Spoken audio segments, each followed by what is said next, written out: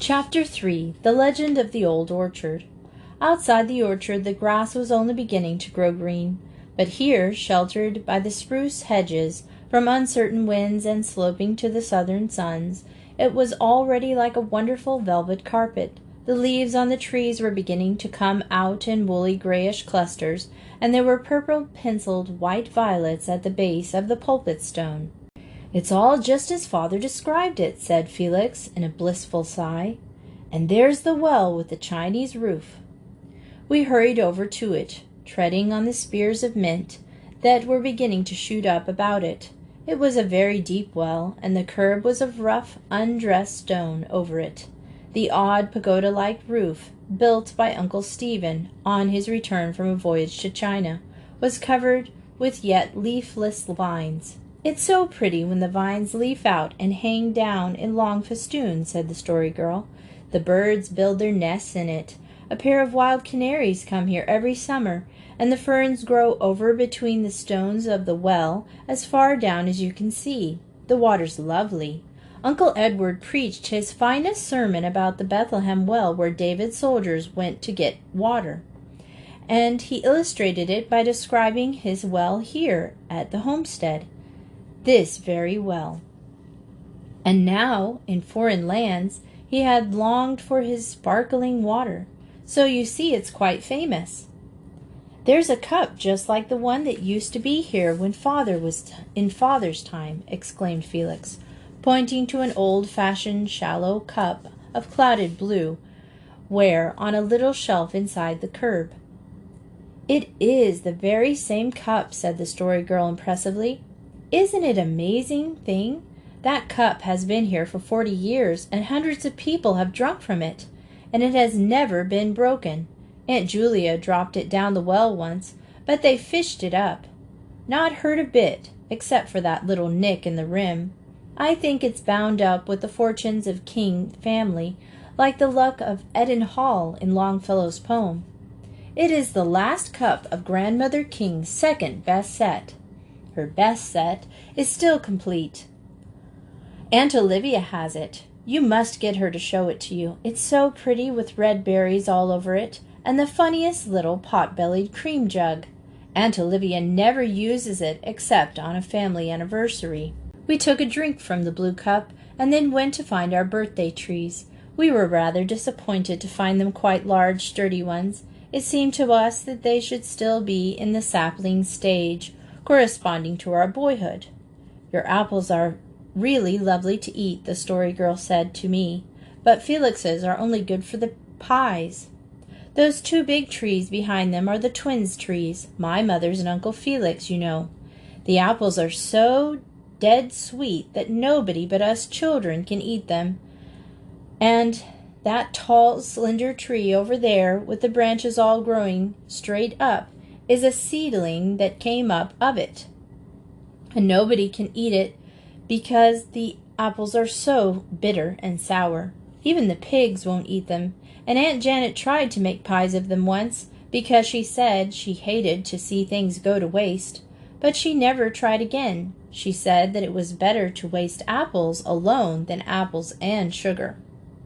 The Story Girl's words fell on the morning air like pearls and diamonds. Even her propositions and conjunctions had untold charm, hinting at a mystery and laughter and magic bound up in everything she mentioned.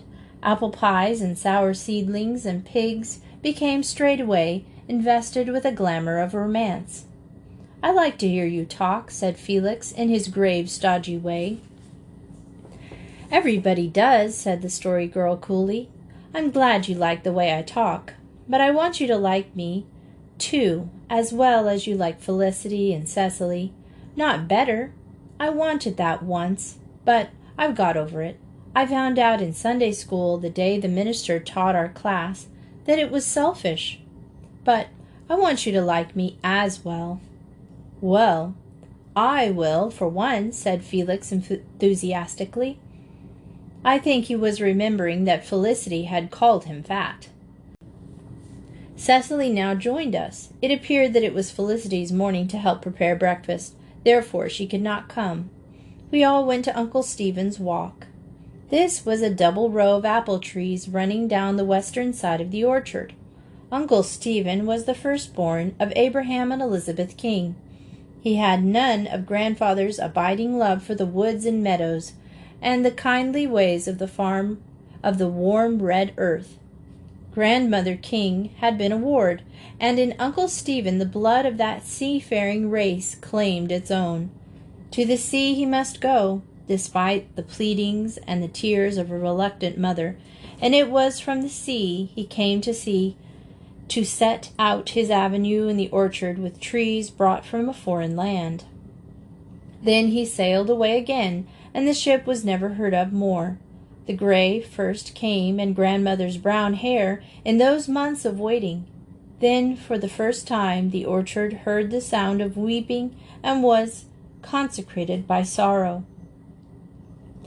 When the blooms came out, "It's wonderful to walk through," said the Story Girl. "It's like a dream of fairyland, as if you were walking in a king's palace.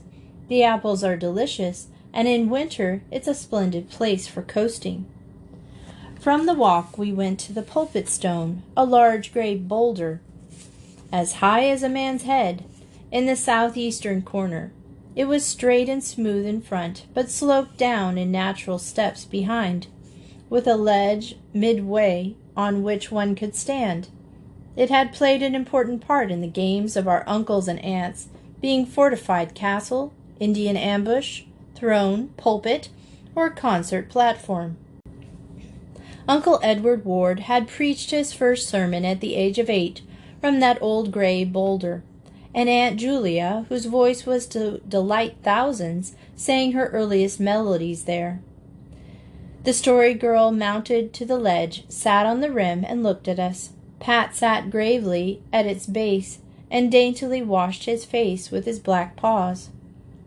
"Now for your stories about the orchard," said I. "There are 2 important ones," said the Story Girl. "The story of the poet and the tale of the family ghost. Which one shall I tell?" "Tell them both," said Felix greedily, "but tell the ghost one first." "I don't know," said the Story Girl. She looked doubtful. "That sort of story ought to be told in the twilight among the shadows.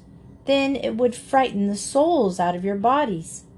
We thought it might be more agreeable not to have the souls frightened out of our bodies, and we voted for the family ghost.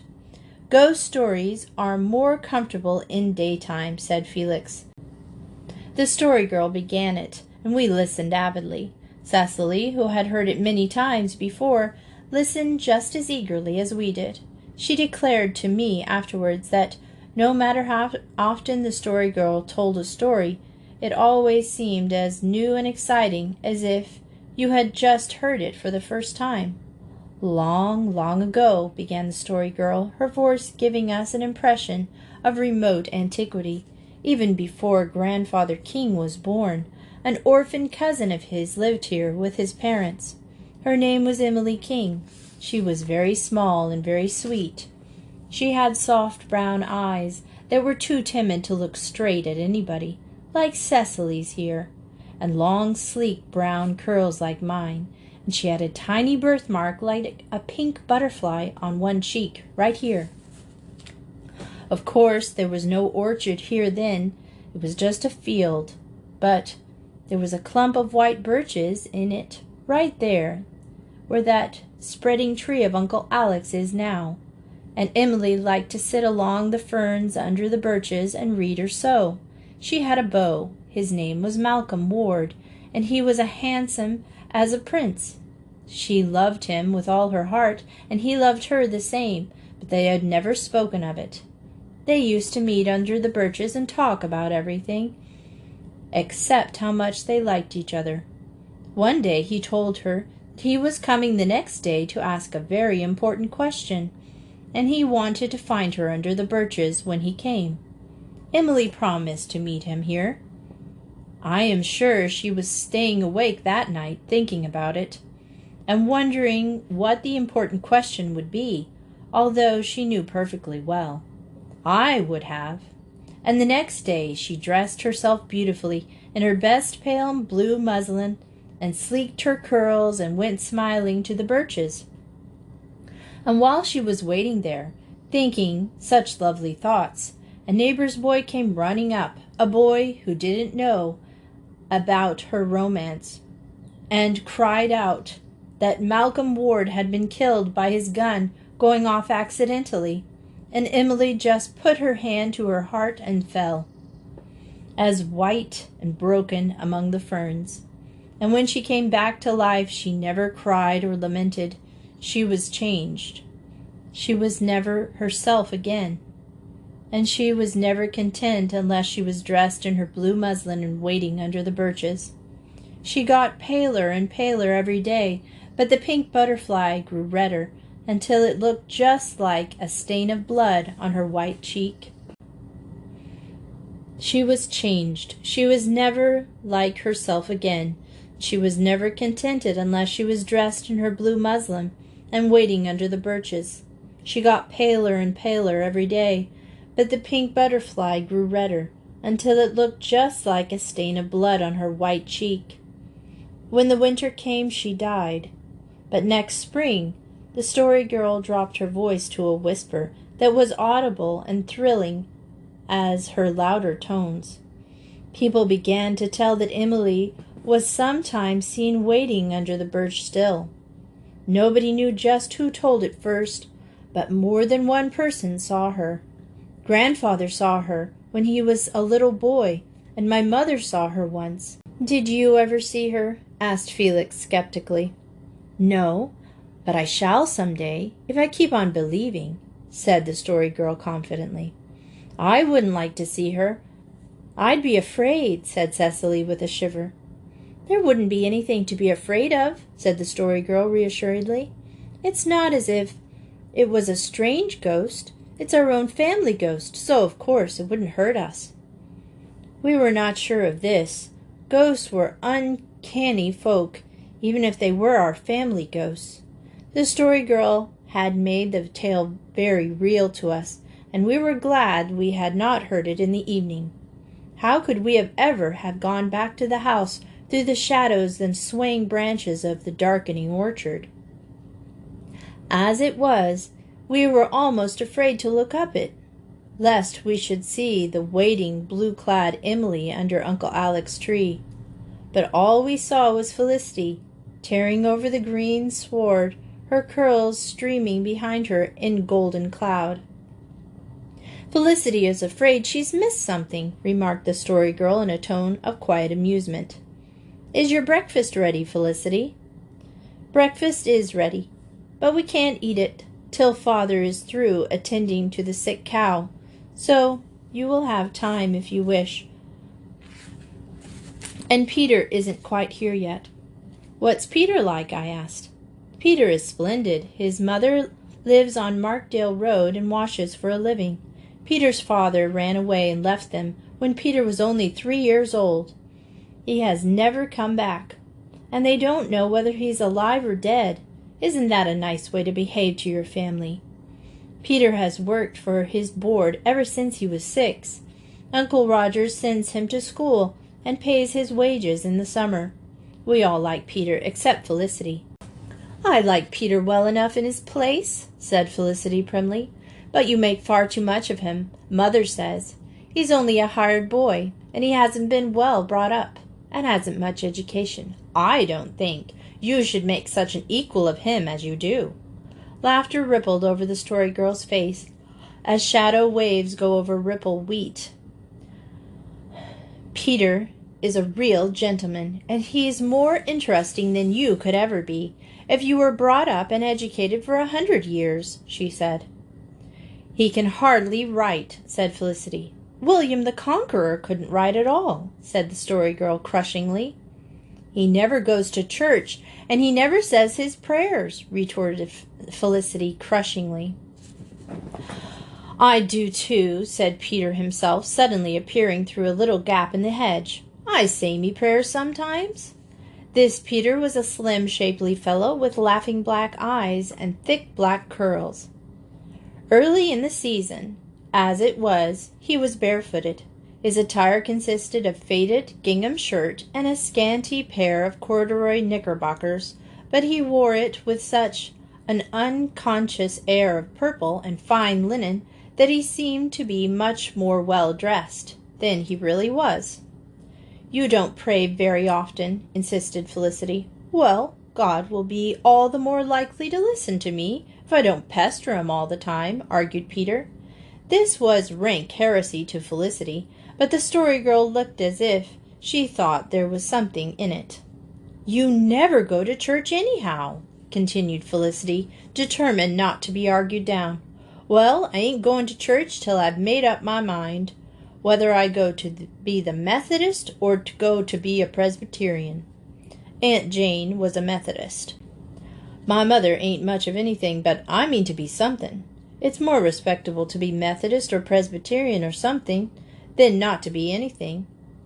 When I've settled what I'm to be, I'll go to church same as you." "That's not the same as being born something," said Felicity loftily. "I think it's a good deal better to pick your own religion than to make it just because it was what your folks had," said Peter. "Now, never mind quarreling," said Cecily. "You leave Peter alone, Felicity. Peter, this is Beverly King, and this is Felix. We're all going to be good friends and have a lovely summer together. Think of the games we can have. But if you squabble, and you'll spoil it all. Peter, what are you going to do today?" "Harrow the wood field and dig your Aunt Olivia's flower beds." "Aunt Olivia and I planted sweet peas yesterday," said the Story Girl, "and I planted a little bed of my own. I'm not going to dig them up this year to see if they have sprouted. It is bad for them. I shall try to cultivate patience, no matter how long they are coming up." "I'm going to help Mother plant the vegetable garden today," said Felicity. "Oh, I never liked vegetable gardens," said the Story Girl, "except when I'm hungry. Then I do like to go and look at the nice little rows of onions and beets, but I love a flower garden. I think I could be always good if I lived in a garden all the time." "Adam and Eve lived in a garden all the time," said Felicity, "and they were far from being good always." "They mightn't have kept good as long as they did if they hadn't lived in a garden," said the Story Girl. We were now summoned to breakfast. Peter and the Story Girl slipped away through the gap, followed by Patty, and the rest of us walked up the orchard to the house. "Well, what do you think of the Story Girl?" asked Felicity. "She's just fine," said Felix enthusiastically. "I never heard anything like her to tell stories." "She can't cook," said Felicity, "and she hasn't a good complexion, mind you. She said she's going to be an actress when she grows up. Isn't that dreadful?" We didn't exactly see why. "Oh, because actresses are always wicked people," said Felicity in a shocked tone. "But I dare say the Story Girl will go and be one just the same, as soon as she can. Her father will be backing her up. He's an artist, you know." Evidently Felicity thought artists and actresses and all such poor trash were members one of another. "Aunt Olivia says the Story Girl is fascinating," said Cecily. The very adjective. Felix and I recognized its beautiful fitness at once. Yes, the Story Girl was fascinating, and that was the final word to be said on the subject. Dan did not come down until breakfast was half over, and Aunt Janet talked to him after a fashion which made us realize that we would be well to keep, as the country phrase went, from the rough side of our tongue. But all things considered, we liked the prospect of our summer very well.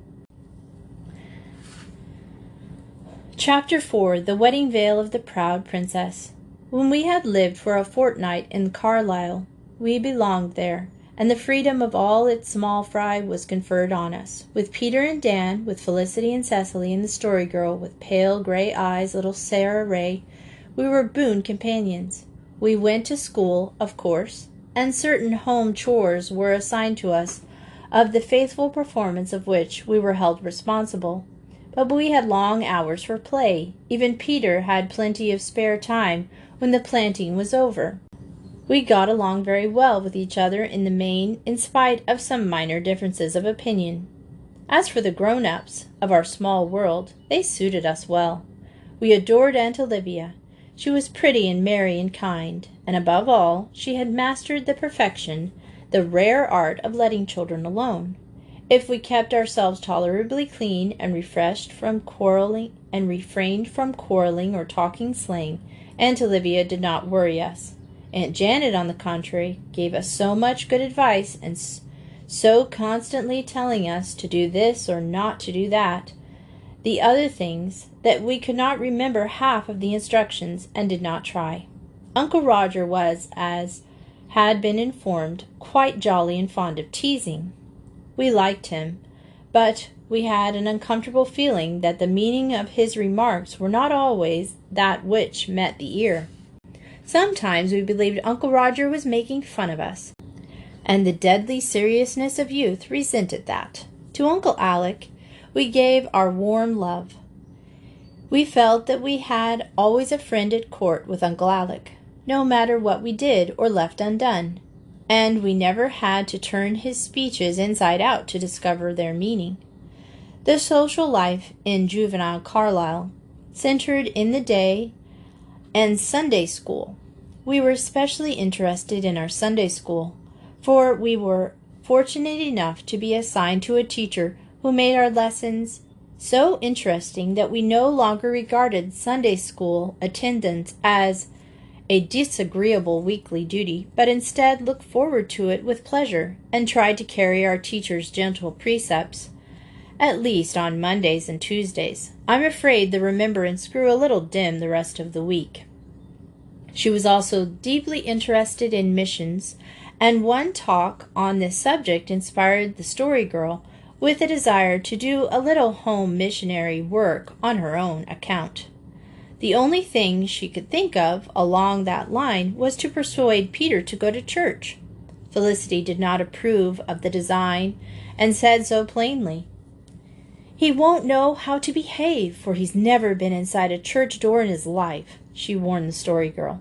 "He'll likely do something awful, and then you'll feel ashamed and wish you'd never asked him to go to church, and we'll all be disgraced. It's all right to have our mite boxes for charity and send missionary money overseas. They're far away, and we don't have to associate with them. I don't want to have to sit in a pew with a hired boy."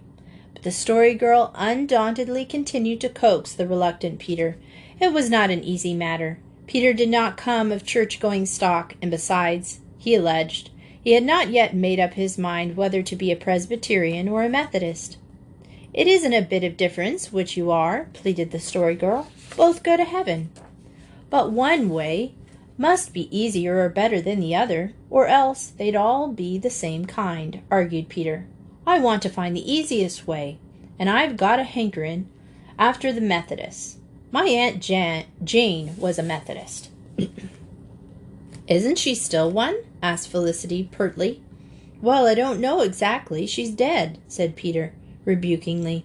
"Do people go on being just the same after they're dead?" "No, of course not. They're angels then. Not Methodist or anything, but just angels. That is, if they go to heaven. S'posen they went to the other place." But Felicity's theology broke down at this point. She turned her back on Peter and walked disdainfully away. The Story Girl returned to the main point with a new argument.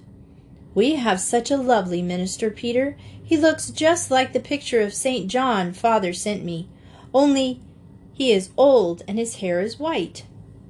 "I know you'd like him, and even if you are going to be a Methodist, it won't hurt you to go to the Presbyterian church. The nearest Methodist church is 6 miles away at Markdale, and you can't attend there just now. Go to the Presbyterian church until you're old enough to have a horse." "But s'posen I got too fond of being a Presbyterian and can't change it if I wanted to," objected Peter. Although the Story Girl had a hard time of it, she persuaded him. One day she came to us with the announcement that Peter had yielded. "He's going to church with us tomorrow," she said triumphantly. We were out in Uncle Roger's hill pasture, sitting on some smooth round stones under a clump of birches. Behind us was an old gray fence, with violets and dandelions thick in its corners. Below us was Carlisle Valley, with its orchard-embowed homestead and fertile meadows. Its upper end was dim with a delicate spring mist. Winds blew up the field like wave upon wave of sweet savour, spice of bracken and balsam. We were eating little jam turnovers which Felicity had made for us. Felicity's turnovers were perfection. I looked at her and wondered why it was not enough that she should be so pretty and capable of making such turnovers, if she were only more interesting. Felicity had not a particle of nameless charm and allurement which hung about every mention of the Story Girl, and made itself manifest in her lightest word and most careless glance.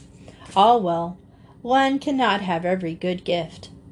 We were all enjoying our turnovers except Sara Ray. She ate hers, but she knew she should not have done so. Her mother did not approve of snacks between meals. We were all glad to hear Peter was going to church, except Felicity. She was full of gloomy forebodings and warnings. "I'm surprised at you, Felicity King," said Cecily severely. "You ought to be glad that the poor boy is going to get started on the right way.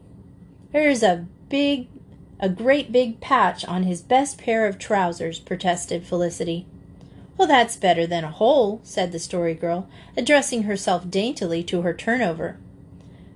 "God won't notice the patch." "No, but the Carlisle people will," retorted Felicity in a tone which implied that what the Carlisle people thought was far more important. "And I don't believe that Peter has got a decent stocking to his name.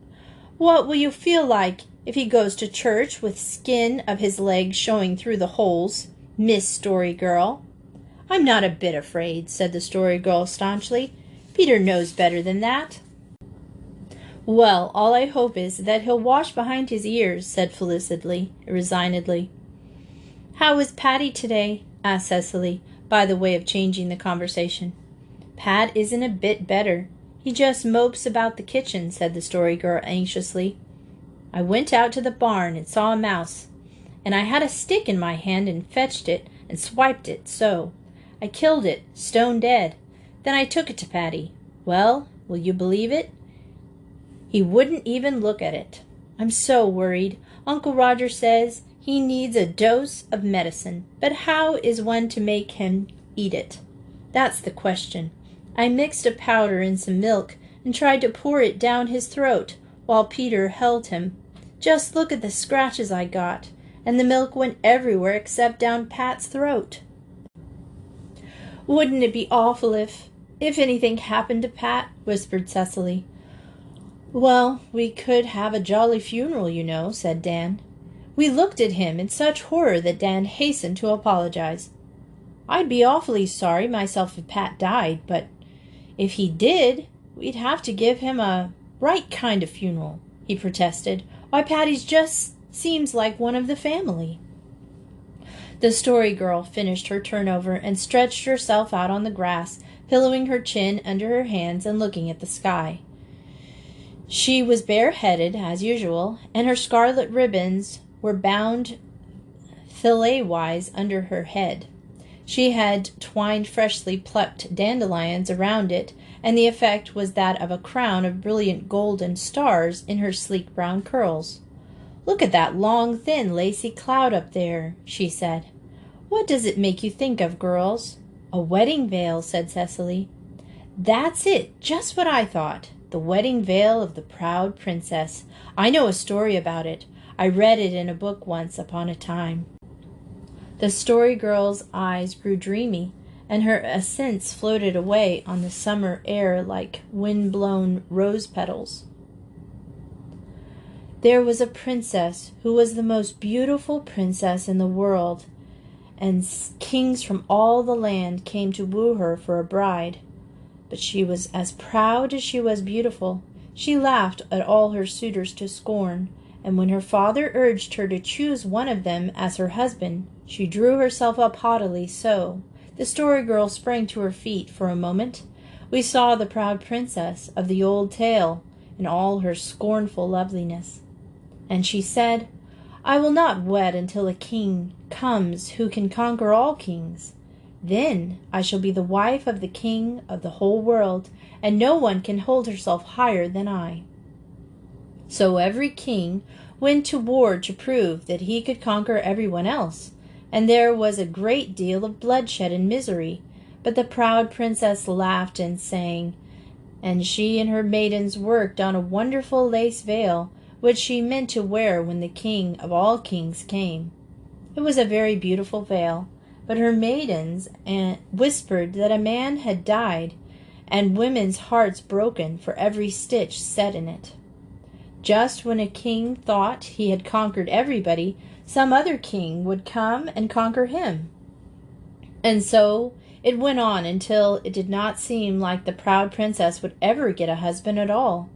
But still her pride was so great she would not yield, even though everybody except the king, who wanted to marry her, hated her for the suffering she had caused. One day a horn was blown at the palace gate, and there was one tall man, in complete armor, with his visor down, riding on a white horse. When he said he had come to marry the princess, everyone laughed, for he had no retinue, and no beautiful apparel, and no golden crown. "But I am king who conquers all kings," he said. "You must prove it before I shall marry you," said the proud princess, but she trembled and turned pale, for there was something in the voice that frightened her. And when he laughed, his laughter was still more dreadful. "I can easily prove it, beautiful princess," he said, "but you must go with me to my kingdom for proof. Marry me now, and you and I and your father and all your court will ride straightway to my kingdom. And if you are not satisfied, then I am the king who conquers all kings. You may give me back my ring, and return home free of me forevermore." It was a strange wooing, and the friends of the princess begged her to refuse, but her pride whispered that it would be such a wonderful thing to be the queen of the king of the world. So she consented, and her maidens dressed her and put on the long lace veil that had been so many years a-making. Then they were married at once, but the bridegroom never lifted his visor, and no one saw his face. The proud princess held herself more proudly than ever, but she was as white as the veil she wore. And there was no laughter or merrymaking, such as should be at a wedding, and everyone looked at everyone else with fear in his eyes. After the wedding, the bridegroom lifted his bride before him on his white horse, and her father and all the members of the court mounted too, and rode after them. On and on they rode, and the skies grew dark, and the wind blew and wailed, and the shadows of every evening came down. And just in the twilight they rode into a dark valley filled with tombs and graves. "Why have you brought me here?" cried the proud princess. "This is my kingdom," he answered. "There are the tombs of kings I have conquered. Behold me, beautiful princess. I am Death." He lifted his visor. All saw his awful face. The proud princess shrieked. "Come to my arms, my bride," he cried. "I have won you fairly. I am the king who conquers all kings." He clasped her fainting to his chest and spurred his horse on to the tombs.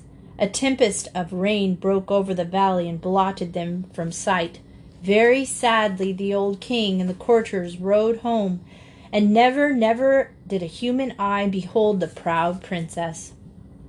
But when those long white clouds sweep across the sky, the country people in the land where she lived say, "Look, there is the wedding veil of the proud princess." The weird spell of the tale rested on us for some moments after the Story Girl had finished.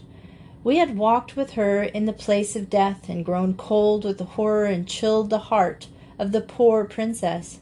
Dan presently broke the spell. "You see, it doesn't do to be too proud, Felicity," he remarked, giving her a poke. "You'd better not say too much about Peter's patches."